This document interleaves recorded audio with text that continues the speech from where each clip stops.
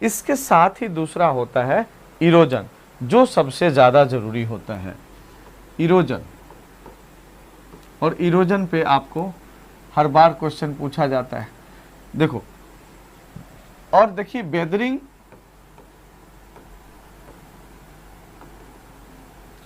Plus erosion कर देंगे तब ये क्या बन जाता है,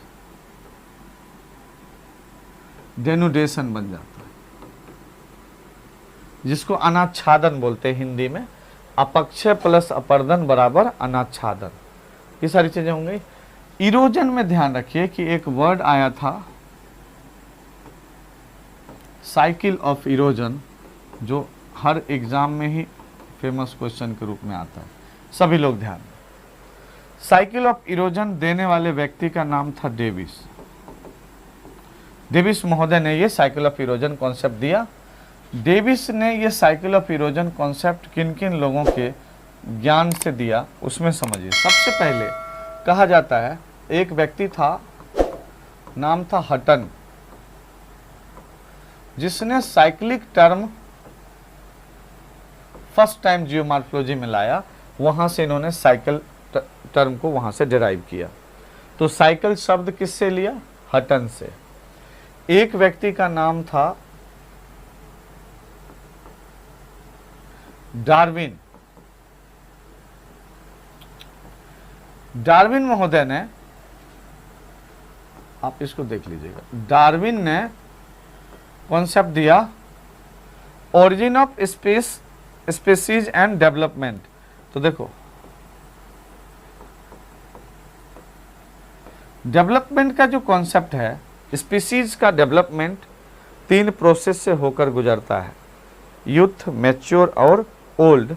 ये डार्विन ने अपने डेवलपमेंट विकासवाद के सिद्धांत में कहा था।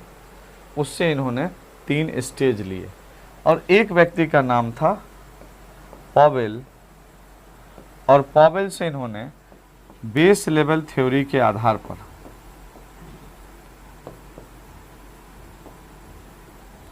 बेस लेवल जो इन्होंने दिया, उसी को डेविस ने आधार तल की संकल्पना को आधार को बना करके पेनी प्लेन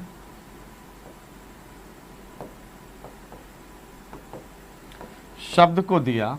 और ये पेनी प्लेन वर्ड बहुत फेमस हुआ, जो साइकिल के लास्ट कंडीशन में इरोजनल सरफेस जो बच जाता है, उसको पेनी प्लेन के रूप में इन्होंने समझाया। तो साइकिल ऑफ इरोजन का कॉन्सेप्ट जो डेविस महोदय ने दिया, वो काफ़ी फेमस हुआ। और उस डेविस महोदय के ऊपर जो इफेक्ट पड़ा, वो आप हटन को, आप डार्विन को और आप पॉवेल को कभी मत भूलिए। Development theory given by Darwin और cyclic term firstly originated from Hutton in morphology, और वहाँ से इन्होंने डिराइव किया, वहाँ से इन्होंने लिया साइकिल ऑफ इरोजन कॉन्सेप्ट दिया।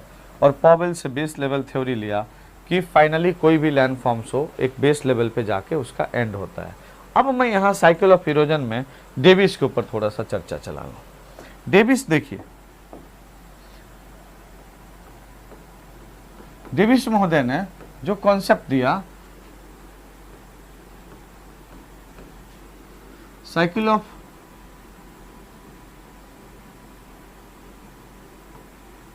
ये कुछ ज़्यादा ही घूम जाता है। साइकिल ऑफ इरोजन जो दिया इन्होंने कॉन्सेप्ट, आप ध्यान रखिए, इसमें उन्होंने ट्राई ऑफ डेविस के रूप में जाना जाता है 3 चीज को, स्ट्रक्चर,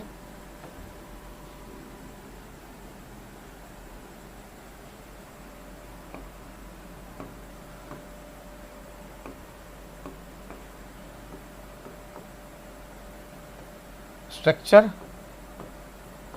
प्रोसेस एंड टाइम। ये 3 चीज ध्यान रखें, स्ट्रक्चर, प्रोसेस एंड टाइम, जिसको ट्राई ऑफ डेविस कहा जाता है। बोले कि यही तीनों किसी भी लैंड फॉर्म के लिए रिस्पॉन्सिबल है। यानी कि कोई भी लैंड फॉर्म जो है वो स्ट्रक्चर, प्रोसेस एंड टाइम से हो करके बनता है। इन्हीं तीनों का योगदान होता है किसी भी लैंड फॉर्म्स के बनने में। और इन्होंने इस बेस पर यह कॉन्सेप्ट दिया कि कोई भी अपलिफ्टेड लैंडफॉर्म्स जो है, फाइनली अपलिफ्टेड लैंडफॉर्म्स जो है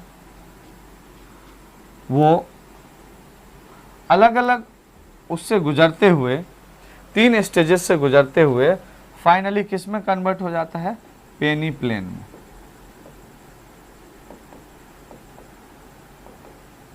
लास्ट में जो हील जैसी संरचना बन जाती है उसको इन्होंने मोनोडनाक कहा, और कहा कि यह 3 स्टेज से होकर के गुजरता है, उस पर हम अभी चर्चा चलाएंगे।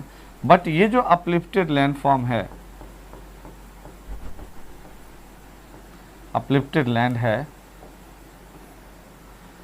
ये finally due to impact of erosional forces किस में कन्वर्ट हुआ, पेनी प्लेन में। कोई भी उत्थित भूखंड अपरदनकारी क्रियाओं के प्रभाव से 3 अवस्थाओं से गुजरते हुए अंत में समप्राय मैदान में बदल जाता है। An uplifted landforms due to impact of erosional forces finally converted into a peneplain. The final landforms due to erosion created